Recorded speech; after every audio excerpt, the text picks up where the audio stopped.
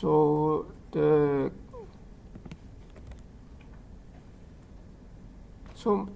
are many different. Okay, how do I make it full screen again? Okay. So the KLT algorithms we are going to talk about is also one of these like filter point based tracking algorithm. We first look for filter points and then try to trace those filter points. So this is just an illustration for that. So I guess we saw like detection like last time, and you may ask like why we not just detect, because it seems like it's doing the same thing, right? So there's several advantages. We want to do tracking rather than detection sometimes. First of all, like tracking is also usually like at least theoretically is faster than detection. Like computation-wise, it's simpler, and it will help like when detection fails, and also like I guess the most important part is like when you have detection, like each time you start with the image, and then you just detect like all these objects there. But you want to also know the identities of these objects. Like if you have like sequence frames, maybe you have like multiple objects in an image. You want to know like which of the object is correspond to the objects in the next or like subsequent frames. So you want to see, okay, this is a person, and continue moving in that way. So it sounds simple, but it's not obvious actually. When you have multiple objects in the scene, for example, like if you have yeah, like let's say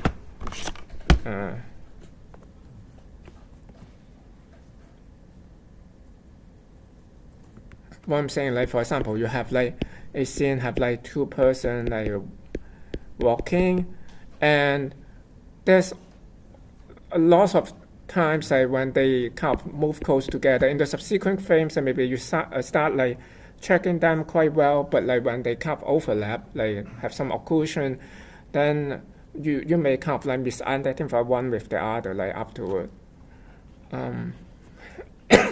There's another like just simple example of like single object tracking. This is pretty simple. Like as I mentioned, like multiple object tracking will be quite a bit more difficult, and we won't get into that like multiple object tracking really, but yeah, but this is actually pretty much a active research area still. Like when you have multiple object tracking, is typically it's quite a bit more difficult. And also like you may have like different scenarios that make the problem is easier or more difficult. For example, if you have a fixed camera, it's typically of course much more easier than when you have like camera is kind of moving, or like you think of a robot, kind of robot vision, the robot is moving around, then tracking its target is typically more difficult. So as I said, like this tracking a moving object, with a moving camera, will be quite a bit more difficult. And there's also scenarios, maybe you have multiple cameras, you want to identify the person, like for example, moving from one view of the camera and move to another view, I'm still able to like track the same person or like object.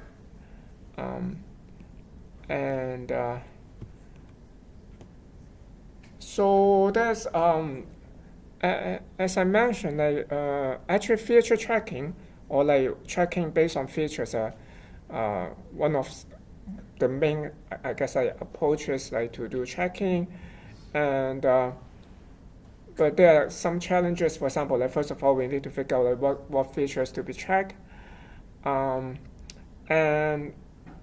of course, like you track those features or appearance, or like the representation of those features can change over time, like as you move from frames to frame.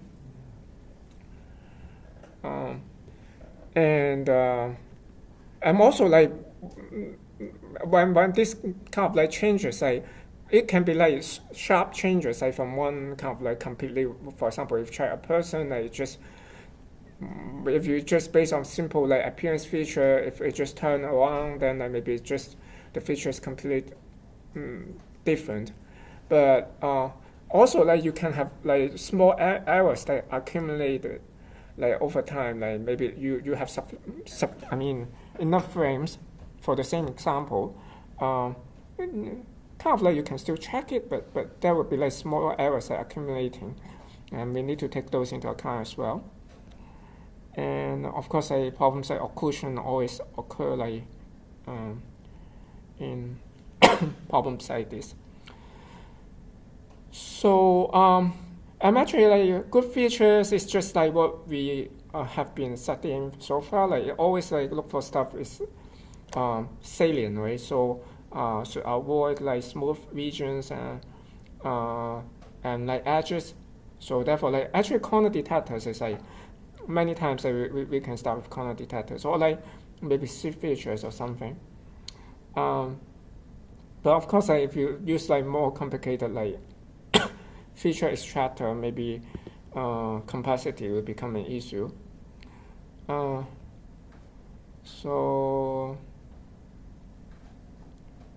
Yeah, that's I just saying like. So for once after you extract the features, actually, I guess one of those approaches we can use is like something we already mentioned like several classes before. Is like we can use optical flow to try to trace the kind of the motion of your features, right? So actually here like we're going to like review some of what we talked about in the class about optical flow, yeah,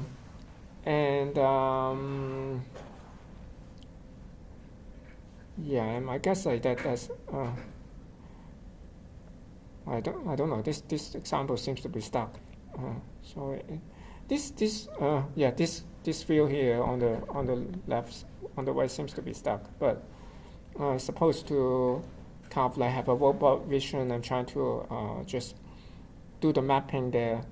Now this is the SLAM problem, by the way, like simultaneous mapping, and I forgot what it stands for. Like actually, this is the KLT tracking for fish, and there's another example of tracking. Let's see if I can.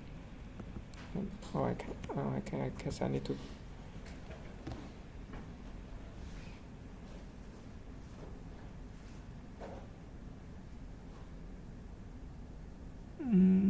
Okay.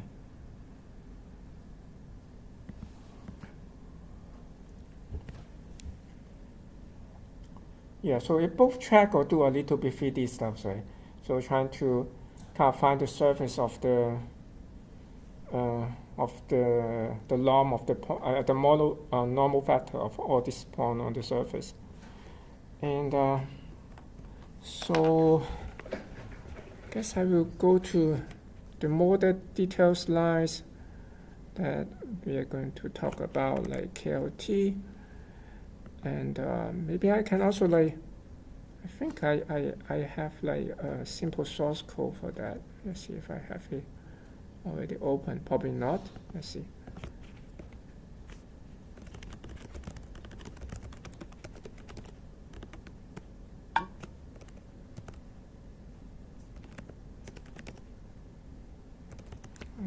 Is that?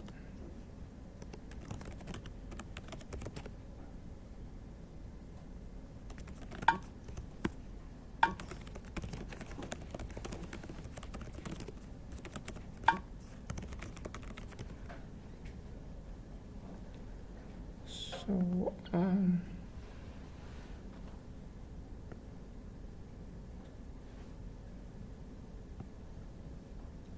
this is the one that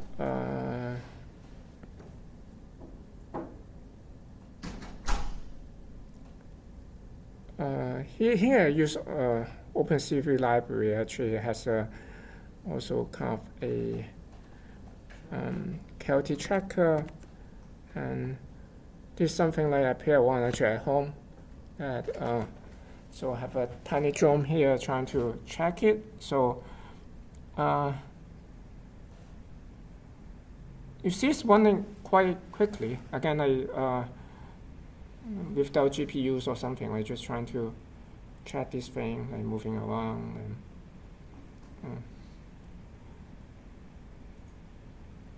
oops. And it's actually like, I bought like 6-7 drones recently. All these tiny drones are $10, $15 or because I have a tiny project trying to track drones. So if you guys are interested to buy anything like less than $50 like drones, I'm not becoming an expert on which one is good to buy. Yeah, but this one is relatively good. Like many of those is like not payable, honestly. Like it just, I don't know, cannot control completely.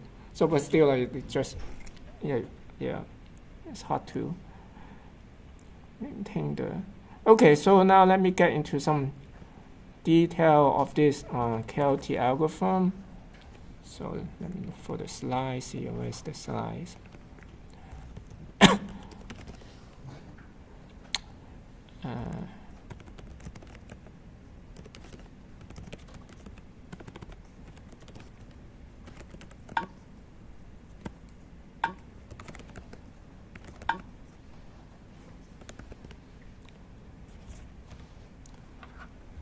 So again, this is the Kanade Lucas Tomashi, and basically, if you remember the optical flow algorithm, we talk about the Lucas-Kanade.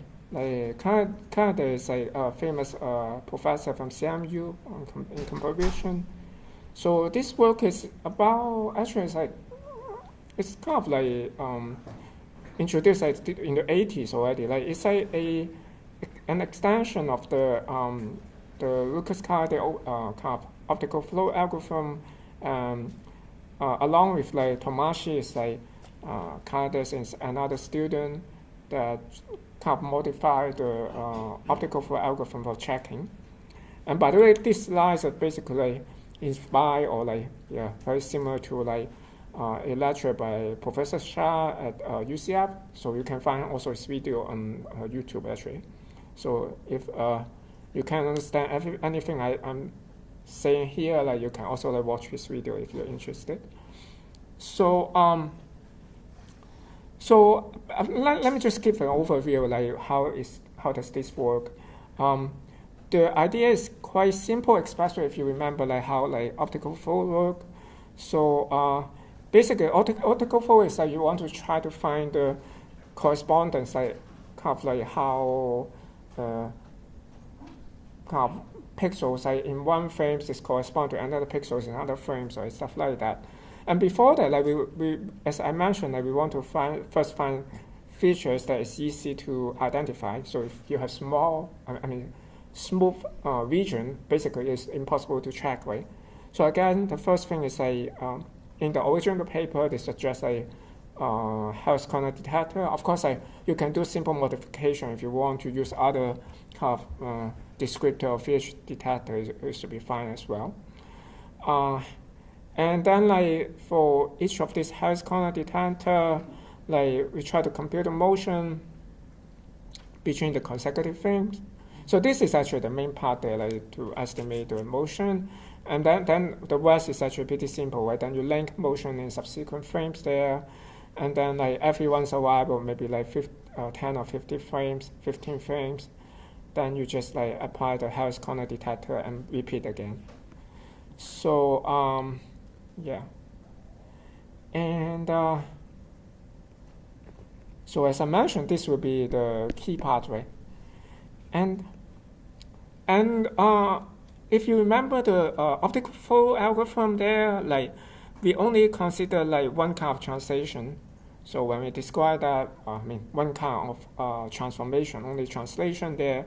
But in general, we can consider all different kinds of transformation. We can consider translation, similarity mapping, or affine, projective, and so on, as the potential transformation from one frame to another frame of that tiny region there. So here is just summaries of this kind of models there. So I won't go into details. That actually we talk about all of them, but just a review of what we kind of studied before, basically. So, yeah, for example, if I just choose translation as example, then this will be like my coordinates of my previous frames for a particular pixel, let's say. And after some translation like B1 and B2, this is the coordinates in the new frame. So, and similarly for all the rest as well. Like for example, bilinear, this is the coordinate in earlier frame, then it's mapped to the coordinate in the next frame. So then, basically, like again, I will do some Taylor series expansion. We have keep using the same trick like many times, as you remember. And this is just a review for like Taylor series expansion that if that you learn in kind of like calculus class for 1D like one-dimensional function and with like a scalar argument. But if you have like a high-dimensional function, then it will become like this way. So you need to, or actually I should say like, if your argument is like high dimension, like for example the x is like a vector of like x1 up to xn, then my change of x like by delta x will be expanded like this way. I need to consider the partial derivative with respect to like x1, x2, and so on for xn, and multiply by all this delta x there. And more generally, like if the function itself is also multi-dimension, so it's both the input is high dimension and multi-dimension, and output is multi-dimension, then the linear approximation will be based on a Jacobian, right? The Jacobian is just a matrix of all these partial derivatives. So partial derivative with respect to for each component of the function. So basically, this function is a basic vector of function, right? I mean, like this is actually equal to f1 like x, f2 of x. Let me write a little bit better. So f1 of x, the x are basically a vector there, f2 of x, and so on and so off, up to, I guess, like fm of x, let's say. Then the Jacobian will be like partial derivative of each of these components with respect to like each of these component of the x as well. So if with respect to x1, x2, and so on, xn. Then if you have a change of like the argument by delta x, then you have the Jacobian multiplied by this delta x, and then like added with the original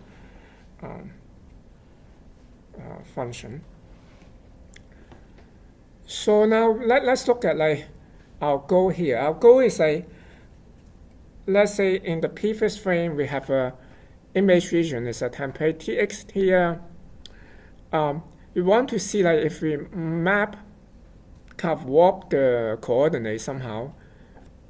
Let's say the coordinate is like original image is x here, and w is a warping function, but this warping function is like parameterized by this p here.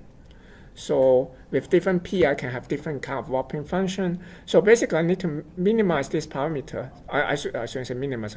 I minimize this difference of this warped image from the template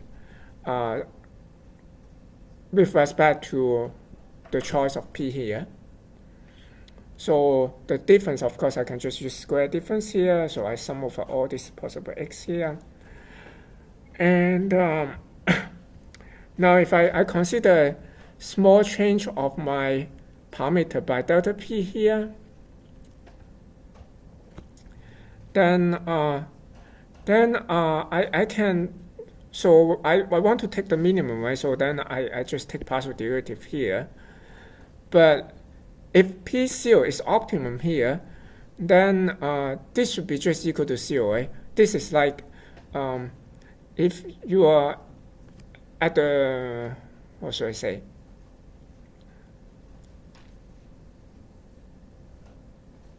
Basically, at the optimum there, like that's any change should be just equal to 0, right?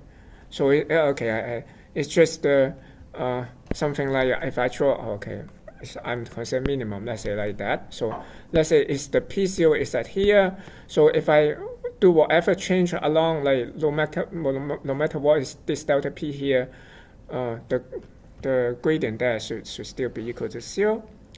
So then now I just use my Taylor series expansion I mentioned earlier. So I can expand this guy with Taylor series expansion. So I have this multiplied by the Jacobian of this function here. The Jacobian of this function will be by chain rule. I will first take the partial derivative with I, and then take the partial derivative with W, right? So therefore, it's a product of two of this thing here. And then I multiply by delta P, and then I minus this. I mean, this thing should be equal to 0 then, something like. Actually, I should say this thing, if I take the partial derivative with respect to delta P, should be equal to 0. And so that's our goal again. And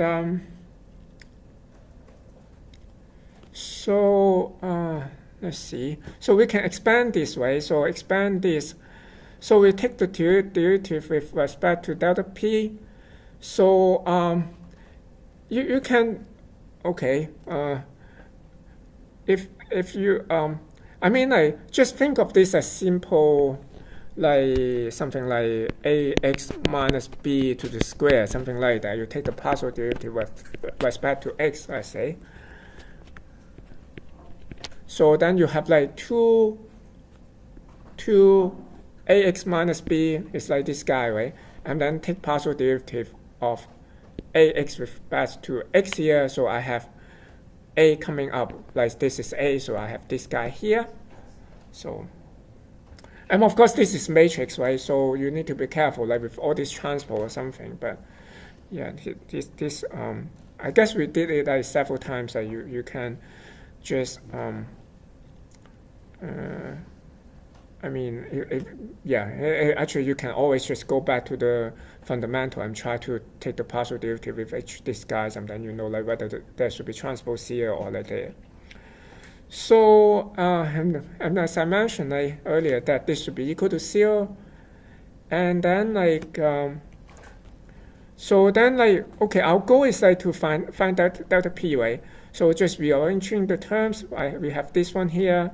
This go to outside and this move to the other side. We have this guy here equal to this. Then we can call this guy as H something. So we call this as H. Then therefore delta P is simply equal to this guy here. So H is something like this. And yeah, and that's what we have for the moment. So just actually up to now, it's I would say it's more or less a review with what we did for optical flow, because if you remember, I guess it's almost impossible for you to remember, but in optical flow it's more or less doing the same thing. The only difference is there, when we discuss it, we assume the transformation is only translation. So we restrict our model, WXP is just equal to x plus p. And let's take that x example here. Then del W, partial derivative of W with respect to p will be just equal to the identity matrix, right? So because this function here is basically just x1 plus p1 is one component there, and another component is just x2 plus p2, and then we take partial derivative with respect to p1 and p2. So we have these 4 terms here, and just identity matrix. And then we should find this guy here. So you see, we need to find this partial derivative multiplied by delta I here. And delta I is just here, partial derivative I, with respect to x and with respect to y, multiplied by identity matrix is just itself. And then h is just equal to this guy here. So therefore it's just basically partial I, partial x, partial I, partial y, and multiplies partial I, partial x, partial I, partial y. So then we get this one here. And if you flip back the notes that we have, like the slides we have earlier, this is exactly the same what we have like when we discuss optical flow, and it's the Harris corner detector, by the way, also. I'm actually like if you want to like find the Jacobian for other transformation, of course you can do it by hands, but also you can take up a textbook, and there's table for that, like for different parameters. For example, like for visual transform, like with both translation and also rotation, we have the Jacobian like that. Similarity transform, we have a Jacobian like that, and so on. And of course, you can just do it by hand. It's also very simple. Now, go back to the KLT algorithm here. So we know how to find this, and this one here. So just basically what we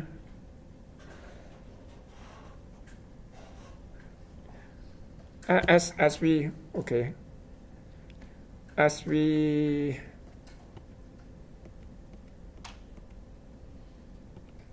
by the way, I guess how many of you are actually not lost now? I have a feeling that like all of you guys either lost or not listening. So what just a basic question, like what we are trying to do now actually?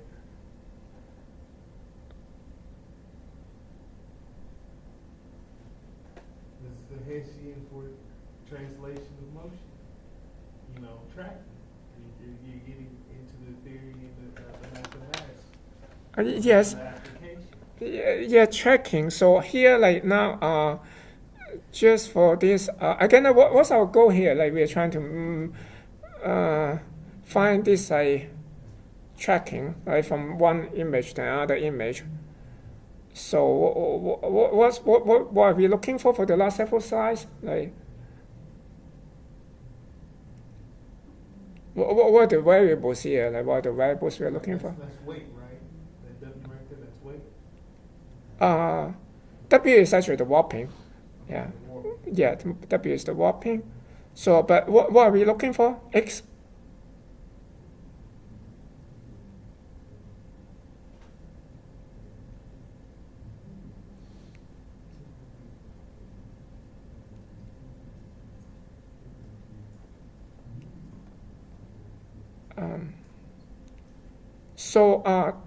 W is the warping, and P is the parameter to control the warping. For example, like if you're doing translation, this P is just like B1 and B2. It's like basically saying the next frame I will translate by B1 and B2. So we are looking for P here, but we are not directly looking for P because it's kind of hard to solve. But when we use Taylor series expansion, like we derive a whole bunch of stuff, but then we first assume like P is like instead of equal,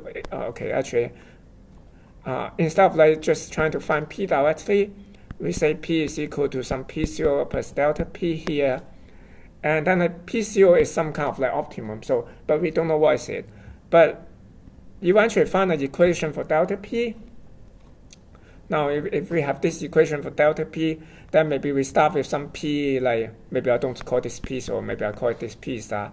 I start with some P0, then I can update this P0 like or like start with P is equal to P0, and then I update P like as like P plus delta P, let's say. If I find the delta P there, then I can just repeat doing this P plus delta P, and then I compute delta P again and update, find until I converge basically. Then eventually I more or less will find the optimum P there. And actually this we kind of briefly mentioned that when we talk about optical flow.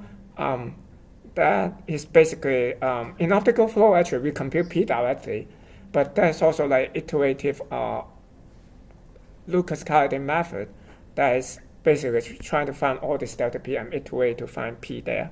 But here it basically is based on this iterative method. Because if we assume all kind of different transform, finding p directly is too difficult. So therefore, that's basically what I'm saying here. We are trying to find this delta p. Delta p is we already derived in the earlier slides. And then each time we just update p with delta p, and then we just repeat and repeat. Just quickly go for a summary of this again, and then we will look into a modification, a kind of improvement of this algorithm. So the improvement is actually introduced after 20 years later. It's about a decade ago. Some researchers just look back into this algorithm and then just find some minor kind of I will talk more about that, but he just find something that he can improve, and that create a very good paper.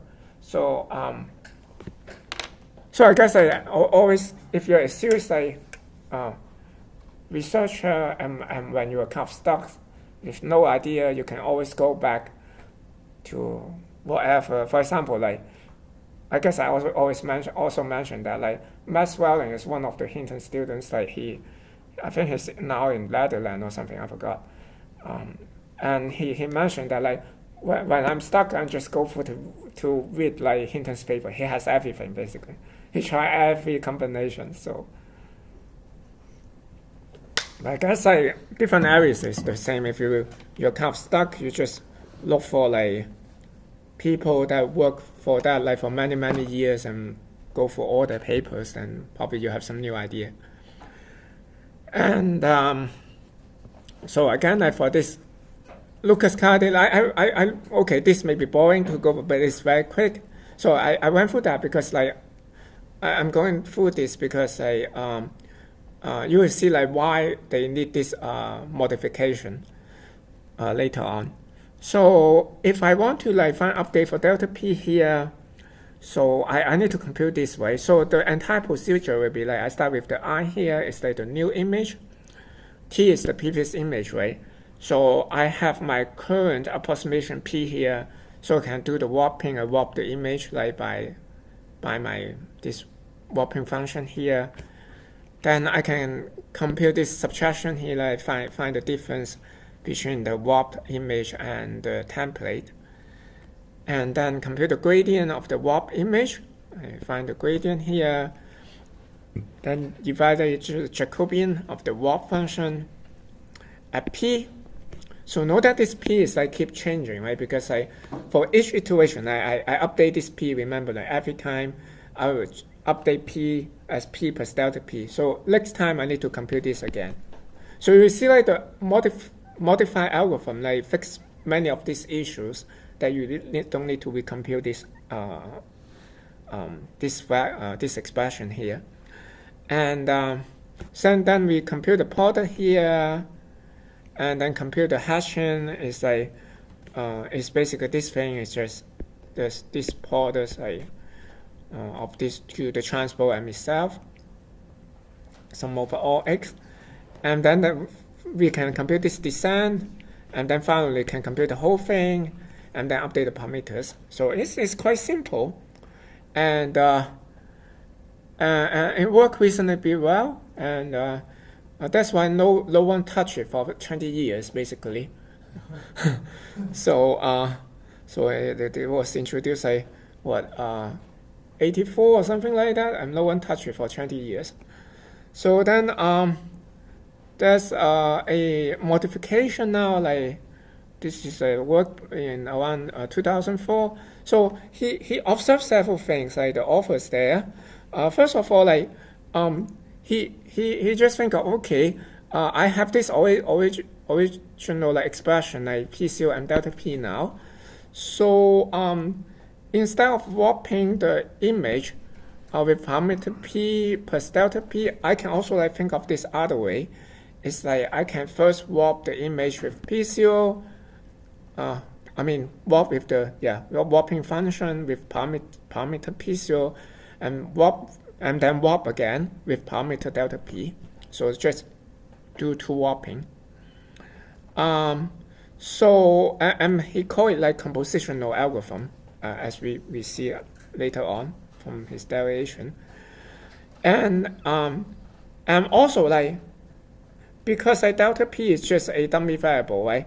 There's no difference. I change delta p to minus delta p here because I just want to say like for any delta p the derivative is equal to 0.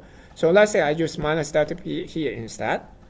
So if you think of the difference between these two, so the first one is I have the image, I warp first like with p0, then warp again with minus delta p, and look at the difference of this guy with a template image here. It will be more or less the same as warping the image I with p0, and then look at the difference with warping the image or the template image like delta p, right? So it's like basically I just, instead of like warping this warped image here by minus p0, I just move the warping on this template. So I will have here. So I have a new cost function here. It's something like this instead. I'm trying to take derivative with respect to delta p and set to 0. So now I have this, and I can go for more or less the same thing we did earlier. So again, I take derivative with this, then I have like, I take derivative with delta p. Okay, here I didn't take derivative yet. I first expand this guy. Yeah, because for the template image, again, I can do a Taylor series expansion, right? Now I'm not expanding like I want p0 anymore. That's the whole thing, because p0 is the optimum p. Is supposed to change each time we iterate. So we kind of like, because here like it's just delta p, I can like Taylor series expansion. I want 0 only. So because I want 0, you see that this guy is not going to change. It becomes a constant. So and minus this guy here. So now I take the partial derivative with this guy with respect to delta p. Again, it's look like 2 times this guy here, and multiply by this guy here. I have this one here. So again, I want to find delta p, right? So I just move all the terms on one side and all the others, all the terms with delta p to the other side. So I will have like delta p is equal to this guy here. Now the h is a little bit different now. It's equal to this delta t transpose multiplied by this partial derivative of w with respect to p.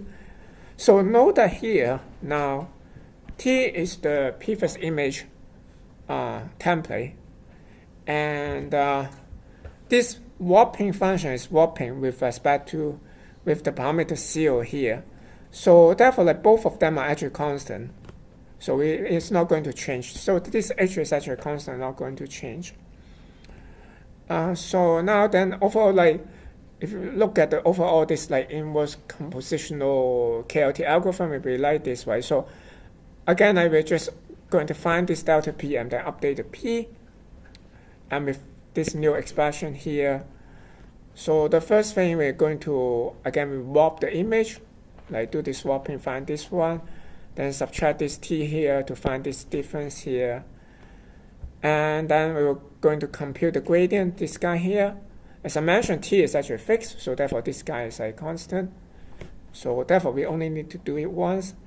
Then again, like this guy, we need to find this one here. But again, like this is computed at like parameter like p is equal to 0. So therefore, like also like only do it once.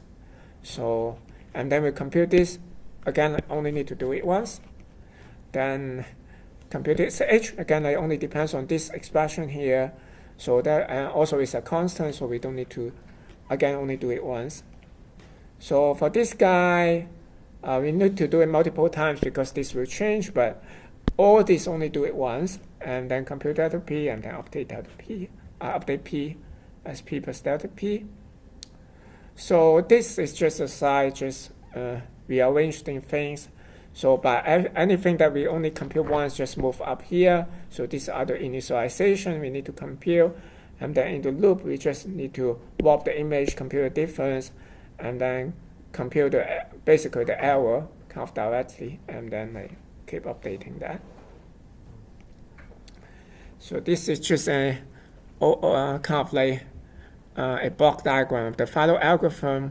So you have an image and the template. So first thing we're going to do, we have the image, and we warp the image with some initial parameter, warp parameter, and then we compute the difference of them, and we can just keep it here. And then for the image, also we compute the gradient. And in the gradient, we also compute the Jacobian here. But this we don't do warping here, as you can see. We just use the original image. And then we compute this steepest descent images, and then compute hashing. Again, all this is only depend on the original image. All these parts is basically fixed. And with this, we also compute this guy here, and then multiply by inverse hashing, we have this one here. So therefore, only this part we need to iterate, and this part is all fixed. Okay, I'm actually pretty quick. So this is already reference, and this is the Lucas-Kanade algorithm that if you are interested in, of course, you can find besides the library that I show you, like in OpenCV, there's some other implementation. I'm not sure it's the same thing here actually, and there's also the implementation in MATLAB, and then that's it. Actually, I'm quite a bit early today, so yes. So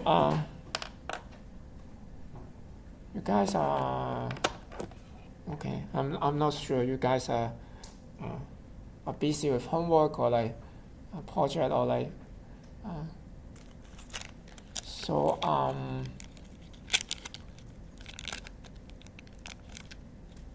I think that's we have homework due today. Yes. So you guys are. Can I get a homework delayed or Yeah, any second on that? You turned it in already, can you? Someone already turned that in. No, you can oppose. I mean, this is a democratic country. I'm a democratic classroom. So, I mean, someone can bring in a motion, then someone can second that, and then if more approval, then oppose, then pass, stuff like that. So. I don't know if anyone will oppose it.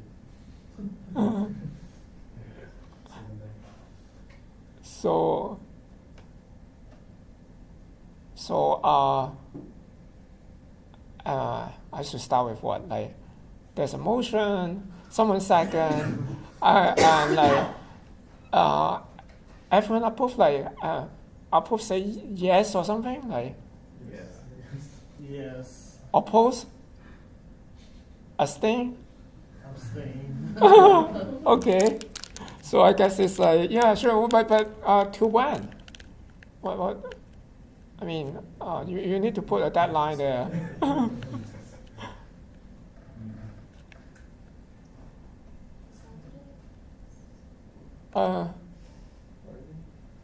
Actually, I want to say next Thursday or something, but it's up to you guys, honestly.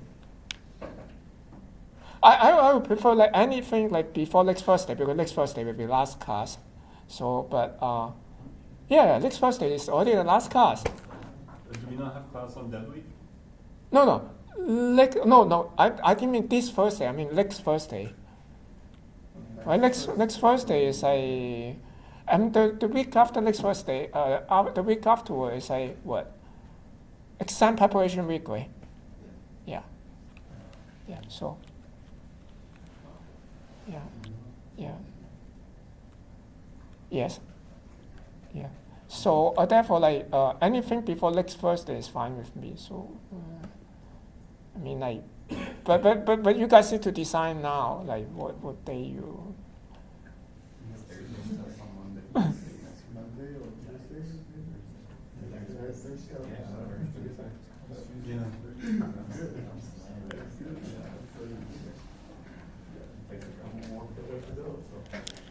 Yeah, but okay. But remember, your project cannot be delayed. And for you guys, if you take both of my classes, be careful with the due date because they are not the same. I think one of them is Tuesday. I think this class due date is Tuesday, and then the other class is Thursday, something like that. Yeah, if I remember correctly, because I 30th or the 7th? Let's see. Like we have that like on the probably have. I'm not even connected.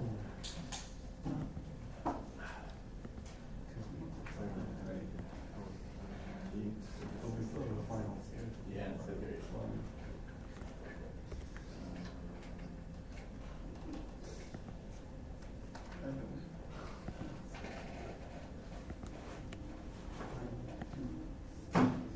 Is this project due next Thursday as well?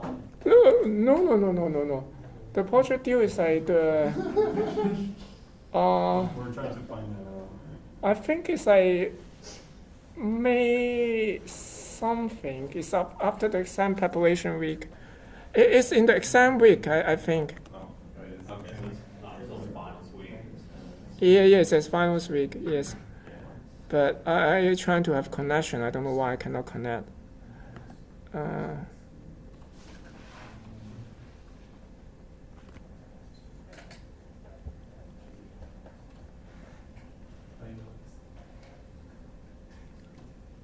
Yeah, but if you guys can connect, like Canvas will have the due date. If I already set it up, I forgot. Or maybe I didn't yet.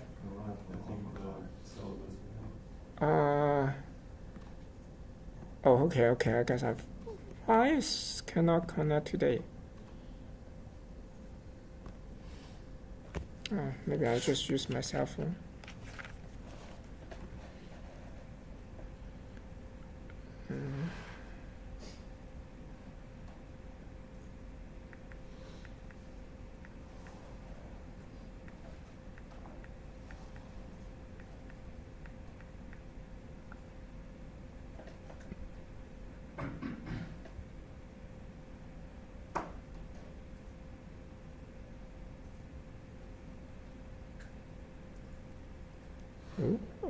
Okay.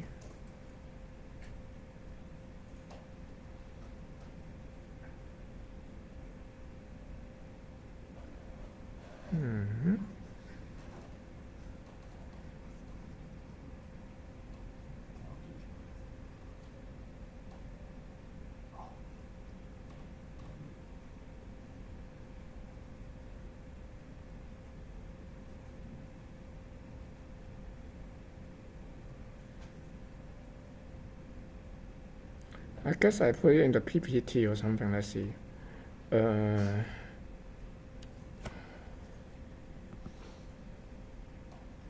Yeah, May 7th, you guys have like exactly 3 more weeks.